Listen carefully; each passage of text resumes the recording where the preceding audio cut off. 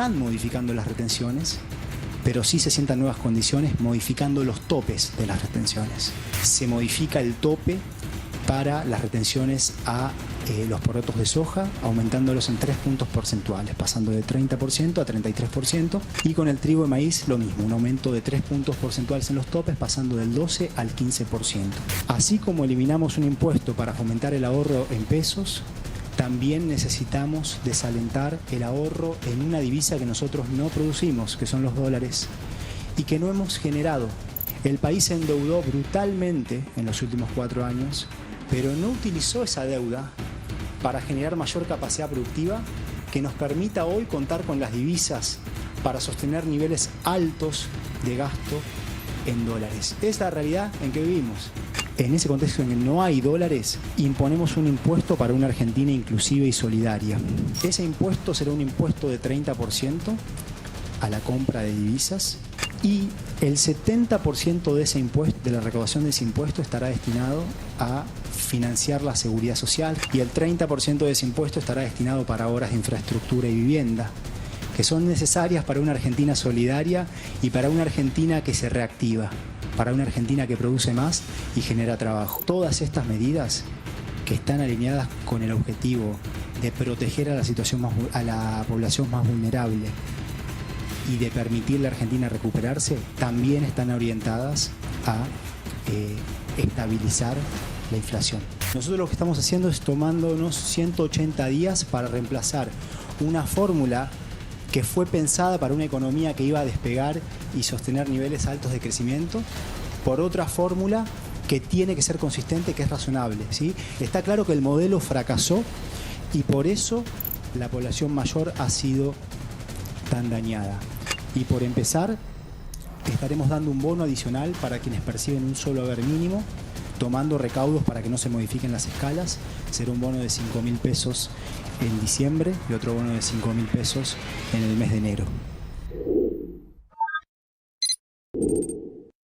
Bueno, un megaproyecto. Estamos hablando de la Ley de Solidaridad Social y Desarrollo Productivo, perdón, Reactivación Productiva. Se me hizo una laguna. Ley de Solidaridad Social y Reactivación Productiva. Así se llama la ley, que se tratará en el Congreso y que vamos a tratar de echarle luz aquí en la mesa de PM con este equipazo e invitado que tenemos esta noche. Silvia Stang, bienvenida. Muchas gracias. Un placer tenerte aquí. Como siempre, Jorge Liotti, bienvenido. Jorge. ¿Cómo estás, Leonora? Muy bien. Ricardo Burjaile, ex ministro de Agroindustria. Bienvenido. Hola, Ricardo, ¿cómo va? Y actual diputado, ¿no? Actual diputado. Bueno, un placer tenerte aquí. Vamos a hablar en minutos nada más. Y Gabriel Camaño, bienvenido, Gaby. Muchas gracias, buenas noches. Un placer. Bueno, muy bien. A ver, vamos a tratar de ponerle un poquito de orden a la batería de medidas que hemos escuchado del ministro de Economía el día de hoy. Hemos enunciado algunas recién al comienzo, Jorge. Sí. Y vamos a meternos en los distintos ejes que tiene esta ley.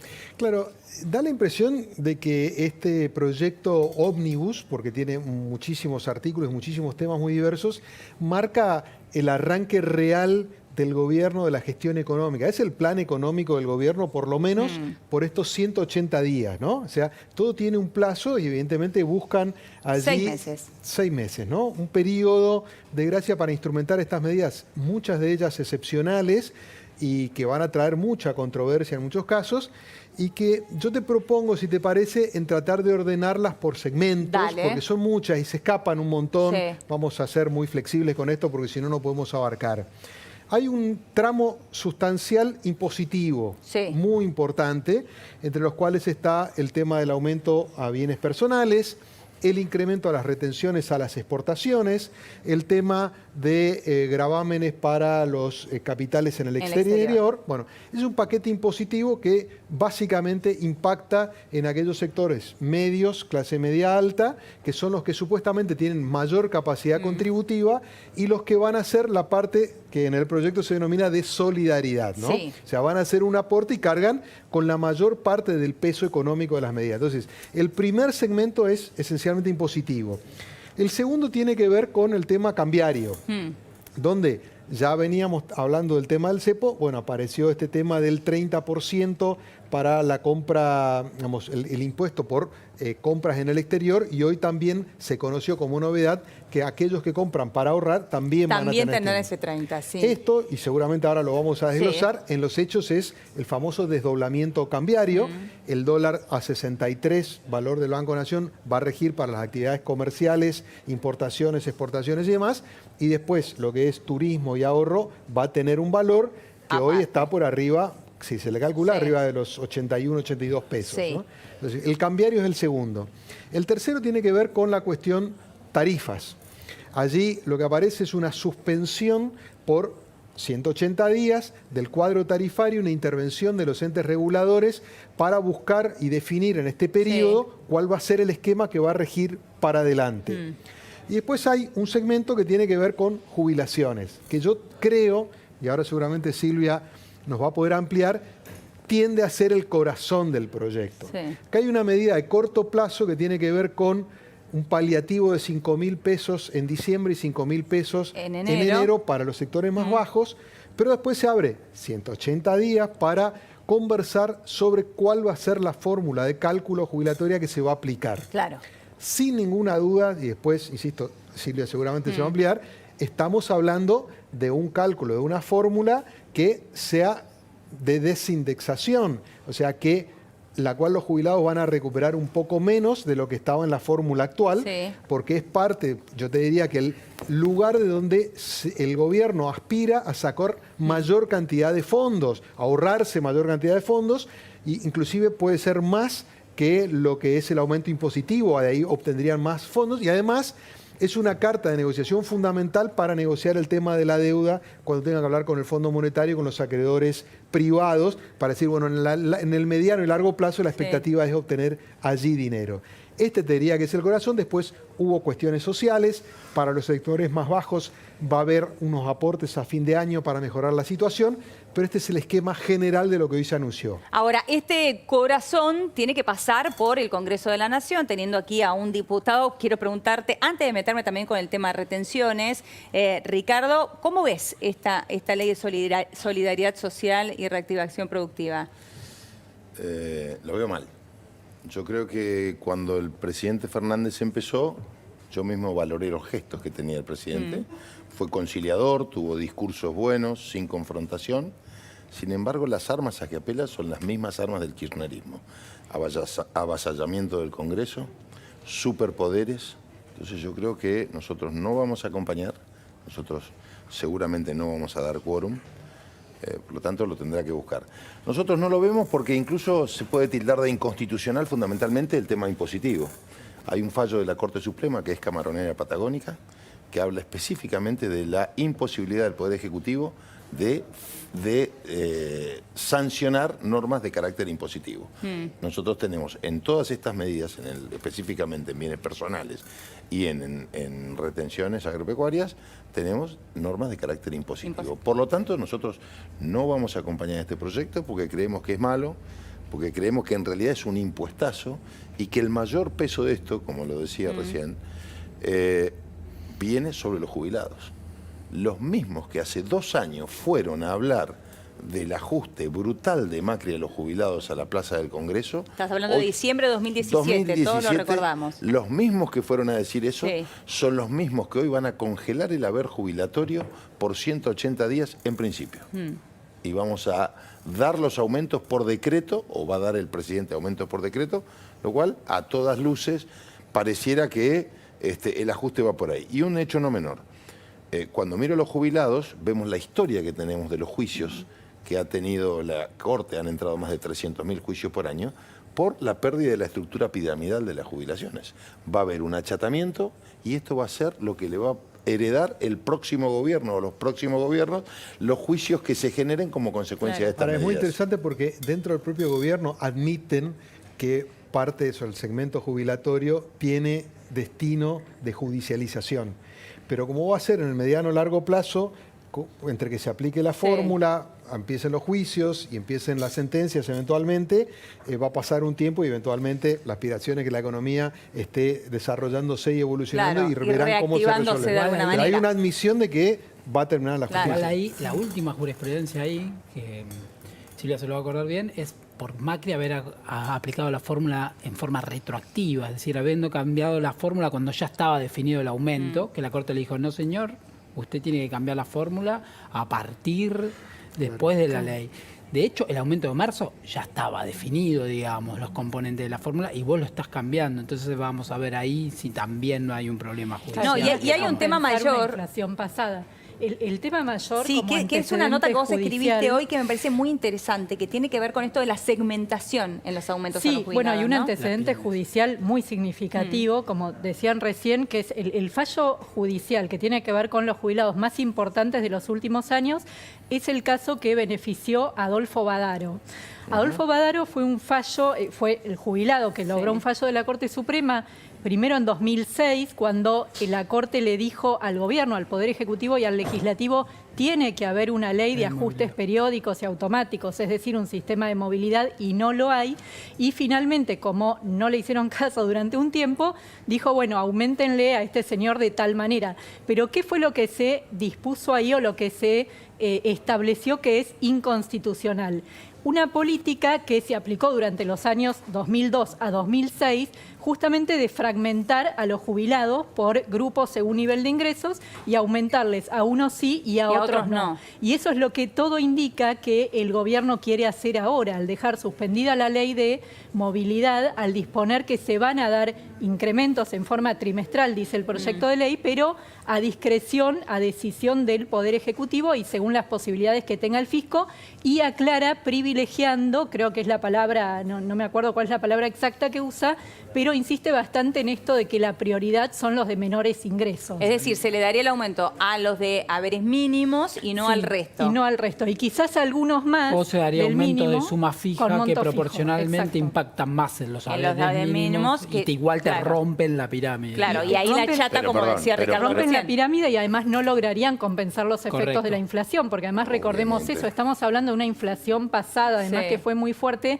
que ahora iba a empezar justamente a compensarse. El aumento de marzo, según la fórmula vigente, iba a ser de 11,6%, se suponía que en el trimestre quizás la inflación empezara a aflojar, iba a empezar una recuperación justamente del poder adquisitivo, y bueno, ahora es cuando se toma la decisión de Justo cuando se va a suspenderlo. recuperar, esto se frena. Sí, se Esto se frena. frena. Y está este antecedente de la justicia. Hoy también, relacionado con lo que decía Jorge, alguien del gobierno me decía, bueno, sí, evaluamos efectivamente el riesgo de una mayor judicialidad por todo esto, lo saben y son conscientes de eso, pero además de que, bueno, los plazos son extensos en la justicia, también dicen que esta vez esta medida va a estar amparada en una emergencia previsional que declararía el Congreso. Sí, Hay que igual, ver si eso es y- suficiente indigna- para que los jueces te digan que, Sí, pero que es perdón, válido. en todos los casos indica que el ajuste es el mayor ajuste de los jubilados.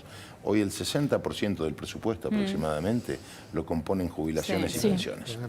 Hemos recibido, y fue el gobierno de Cristina Kirchner que ha indexado absolutamente el presupuesto, y que lo que están tratando hoy es de desindexar eso en una de las partidas que tiene mayor incidencia. Sí. Entonces, más allá de la composición de la jubilación mínima, que es alrededor del 70% de los jubilados, la ecuación es muy clara.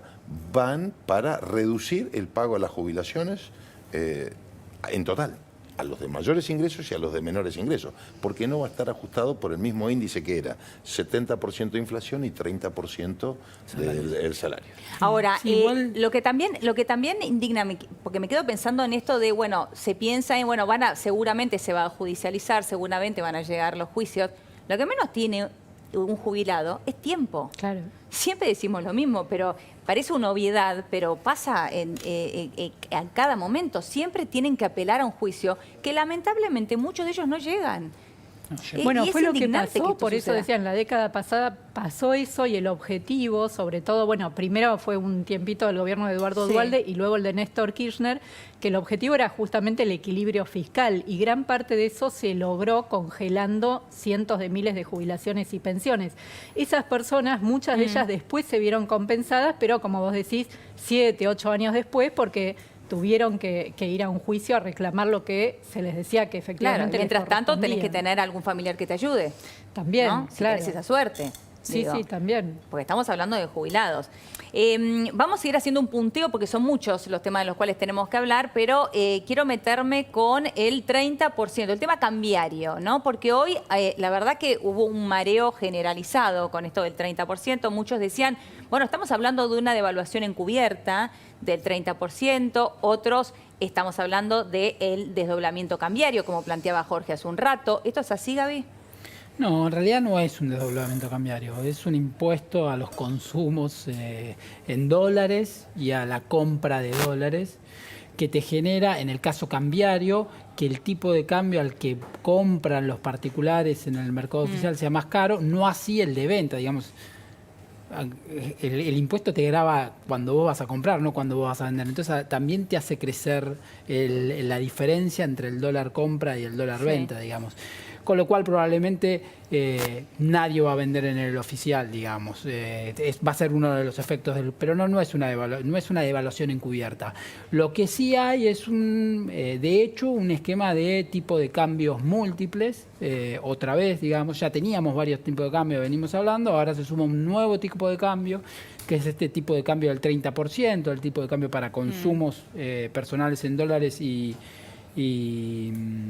compra de divisas, contra el que van a arbitrar todo el resto, incluido el blue. De hecho, el blue o el informal estos dos últimos días estuvo subiendo fuerte. Todavía no llega al valor que tendría este nuevo tipo de cambio, que sería algo así como 82 pesos, pero se va moviendo en ese sentido. Y sí es cierto que eso va a alimentar las brechas, sobre todo la del blue, y eso va a generar ruido en la formación de precios, si bien el impacto no va a ser directo todavía, porque hoy el grueso de las exportaciones, que eso siempre es así, y el grueso de las importaciones, porque todavía no hay DEJAI, ni hay que pedir autorización para la compra de divisas para las importaciones, el grueso de las exportaciones e importaciones hoy siguen yendo por el mercado oficial. En la medida que eso no cambie, digamos, el impacto es más indirecto y tiene que ver más con un tema de cobertura y formación de expectativas. Si vos sos un comerciante, ¿no?, que no podés adquirir el dólar oficial, porque no podés hacerlo hoy. Podés comprar $200 y a esos $200 tenés que sumarle tenés que pagarlos un 30% más caro.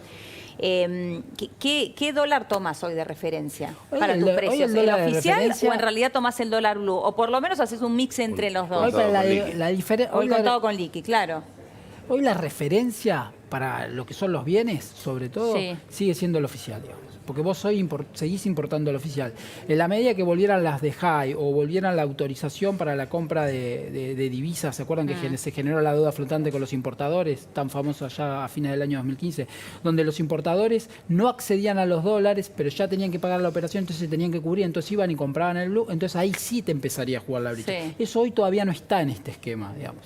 Podría generarse, todavía no se generó. Porque no se instrumentó, digamos. Todavía no se generó nada en ese sentido, digamos. Hoy por hoy el impacto es más indirecto y viene por el lado de expectativas y de estrategia de cobertura y sobre todo te diría va a ser más fuerte en temas servicios. En el caso de turismo sí, empieza a ser un dólar más de referencia. En el caso de algunos servicios profesionales o educativos, sí empieza a ser un dólar más de referencia.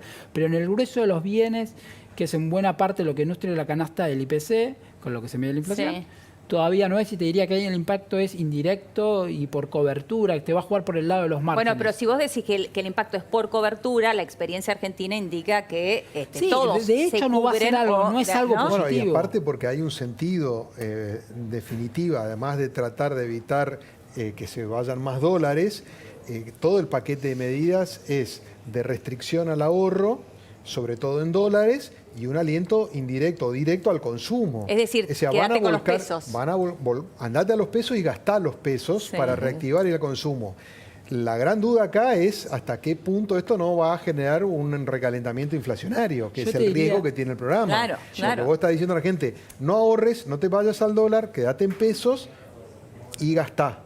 Yo te diría que en realidad lo que se están haciendo es un colchón con este tipo de cambio, porque probablemente el tipo de cambio oficial, que es al que van las exportaciones, y encima está grabado en el caso del agro y de varias exportaciones con los derechos de exportación, va a jugar de ancla. Y entonces en realidad el tipo de cambio va a correr detrás de la inflación. Y lo que se están generando es, lo que pasa es que no hay un plan explicitado. El plan son las medidas, digamos, y ese famoso plan integral, consistente, que se iba a explicitar, no se explicitó, digamos. Pero el plan son las medidas, en eso coincido con vos. Me parece que que el oficial va a jugar de ancla. Y en realidad con eso lo que se están haciendo es un colchón para este tipo de consumos y esta demanda para ahorro de 30%, porque en los primeros, como mínimo en los primeros 6 meses, los primeros famosos 180 días, el oficial va a correr bastante por detrás de la inflación, que es lo lógico en un cepo tan duro, Sí. ojo, que es lo lógico en un cepo tan duro, y de hecho si vos vas a un acuerdo de precios y salarios, y le vas a hacer acordar todos precios y salarios, y el tipo de cambio lo definís vos porque hay un cepo, medio raro sería que le hagas a todos acordar todo precio y salario y vos le pegues un viandazo al... Sí, Déjame sí, aportar algo sí. respecto a esto. Creo que también, así como decía Jorge, que esto es incentivar el consumo, pero también es desincentivar el ahorro. Porque claramente lo que... ¿no? Y las exportaciones, por supuesto, pero desincentivo el ahorro. Porque lamentablemente en Argentina, con estas tasas de inflación que tenemos, cercana al 55%, hoy, y veremos lo que sucede, obviamente las tasas de interés van a estar por debajo y la captación va a estar por debajo. Quien no recurre o al consumo de bienes durables o al consumo de los bienes que necesita, lo que va a terminar haciendo es posicionándose en pesos Sí. en las entidades financieras con pérdida de poder adquisitivo. Y es un No, momento- ahí es o gastar los pesos o te vas al dólar blue, otra no te queda. O Si te te vas quedas a- con los no, dólares en tu casa, sí, te perdés Pero mira poder la adquisitivo. paradoja. Quien propuso el impuesto a la renta financiera fue Sergio Massa. Sí. Entonces, lo extraordinario de esto es que los mismos que proponen un proyecto 2 años antes son los mismos miembros informantes que derogan ese mismo proyecto. Los mismos parte, que se ¿no? opusieron para las inversiones en pesos. para las inversiones en pesos. Pero fundamentalmente, pero lo que hicieron es para la renta financiera, para los títulos en pesos y para las colocaciones financieras. Y un impuesto que trajo un montón de problemas. montón de problemas. El primer gran cimbronazo del dólar fue. fue cuando se empezó a aplicar Sí. ese impuesto a los La bonos aplicación, de gente justo cuando del entró en sector. vigencia, empezó la aplicación, fue Mayo del 2018. muy mal momento, digamos. La crisis había empezado por Exacto. abril y fue más casi al mismo tiempo. Los datos paradójicos del día. ¿Para qué te... Sí. Ah, no. No se escucha, no tenemos un problema con tu micrófono. Ahí te van a acercar un micrófono. Pero ¿por qué crees que pasa esto? Ricardo, vos decís, bueno, esto lo propuso Sergio Massa y los mismos que lo propusieron ahora Porque no se ponen, están haciendo porque marcha no- atrás. ¿Por qué pasa esto Porque en no se Argentina? ponen colorados. Porque es una sociedad con poca memoria. Digo, a mí, yo me pondría cuanto menos colorado. Digo, hace 2 años propuse algo para agravar la renta financiera y me opuse ¿Vos te imaginás Macri proponiendo este proyecto para los jubilados? ¿Vos te imaginás lo que sería llegar al Congreso con este proyecto para los jubilados con Macri? Entonces no tienen problema, porque son los mismos que estatizan, los mismos miembros informantes de los que privatizan. Entonces, los mismos que dicen que había que grabar la renta financiera por las ganancias de las entidades, son los mismos que hoy vienen y te dicen, no, ¿sabes qué? Le vamos a dejar la renta financiera y vamos a perjudicar al pequeño ahorrista de $200. Sí, claro. $200. Sí. No, Sí, yo sí, ¿por qué? te iba a acotar que esa es una de las paradojas del día, que los que ahora están en gobierno y habían propuesto esa medida de renta financiera. La otra paradoja del día, Sí. por fuera del paquete que se anunció para el Congreso, fue la reunión que tuvo el presidente Alberto Fernández con los gobernadores, donde congelaron, anularon el famoso pacto fiscal que los mismos gobernadores habían firmado hace 2 años con Macri, que básicamente apuntaba a un cronograma de reducción de ingresos brutos y sellos, que son impuestos provinciales, con un escalonamiento hacia abajo.